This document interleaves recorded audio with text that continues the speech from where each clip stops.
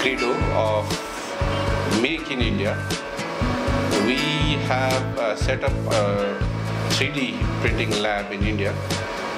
It is in Sikkim, and here you can see the small infrastructure behind me. In this, we are trying to help prototype products and solutions for a variety of different purposes and a function for which will help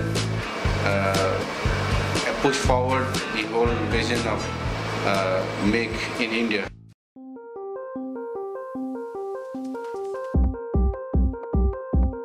So invariably, to the person who has given us the mission for Digital India, we dedicate one of our first sculpts to the Prime Minister of our nation, Mr. Narendra Modi.